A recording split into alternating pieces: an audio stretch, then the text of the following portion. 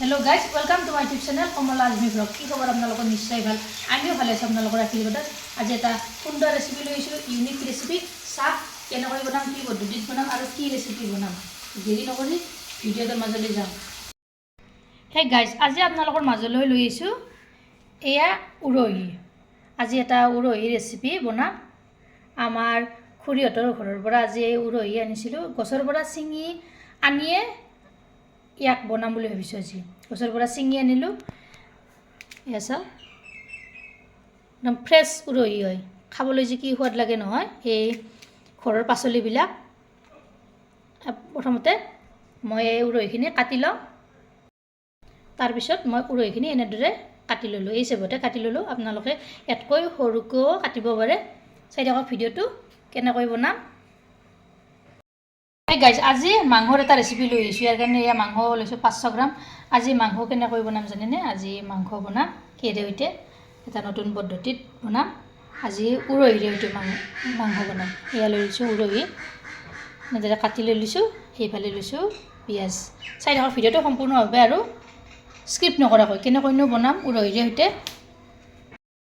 Already কেৰাহী গৰম হ'বলৈ দিছোঁ। তেলখিনি মই গৰম কৰি ল'লোঁ।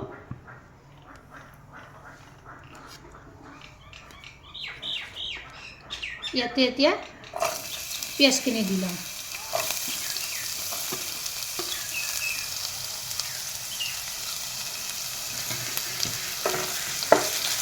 পিঁয়াজখিনি প্ৰথমতে ৰং চঙা হ'বলৈ দিম।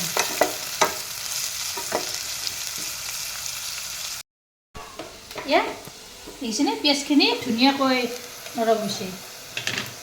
ইয়াতে প্ৰথমতে এয়া মাংসখিনি দি লওঁ।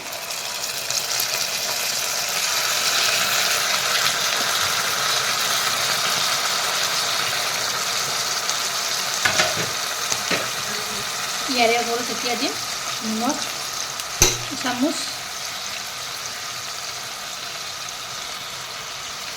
এয়া হালধি গুড়ি চামুচ, এতিয়া দিম এয়া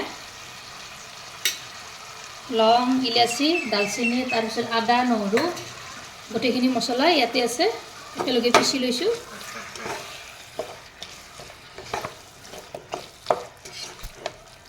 এইখিনি এনেদৰে তলপৰ কৰি লগাই দিম।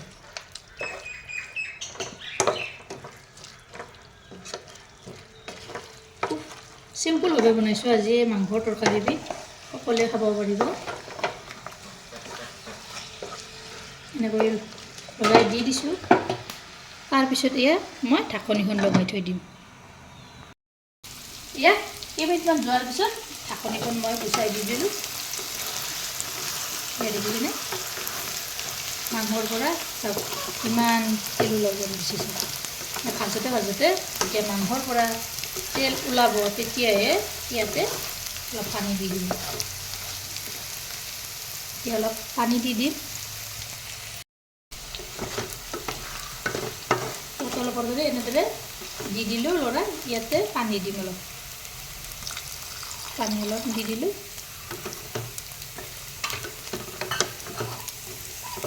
পানীখিনি দি এনেদৰে অলপৰ কৰি লৰাই দিছোঁ। তাৰপিছত উৰহিখিনি ইয়াতে দি থৈ দিলোঁ।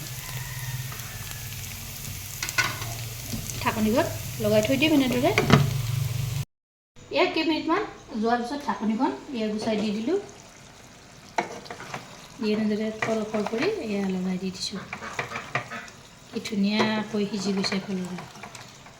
এনেদৰে এবাৰ বনাই খাবচোন, সোৱাদ লাগে। এইফালে মোৰ পানীখিনিও নাইকিয়া হৈ গৈছে আৰু অলপ টাইম ৰাখি দিম তেতিয়ালৈকে ভালকৈ এইখিনি পানীখিনি শুকাই নাযায়। আৰু এনেদৰে ৰাখি থৈ দিলোঁ। ঢাকনিখন আকৌ লগাই থৈ দিলোঁ। এয়া কিছুমান যোৱাৰ পিছত ঢাকনিখন গুচাই দি দিলোঁ। দেখিছেনে, মোৰ পানীখিনিও নাইকিয়া হৈ গৈছে। গ্ৰেভিটোৱে প্ৰস্তুতি বঢ়িয়া হৈছে। এয়া হৈ গ'ল, মই নমাই থৈ দিলোঁ। আজি ৰেচিপিটো কেনে পালে আপোনালোকে মোৰ কমেণ্টত জনাব। ভিডিঅ'টো ভাল লাগিলে লাইক কৰিব, শ্বেয়াৰ কৰিব, কমেণ্ট কৰিব। আৰু প্ৰথমবাৰ যদি মোৰ চেনেল আহিছে তেনেহ'লে চেনেলটো ছাবস্ক্ৰাইব কৰিব, লগতে ফেচবুক পেজতো ফ'ল' কৰিব। আকৌ এটা নতুন ৰেচিপিৰে সৈতে লগ হ'ম।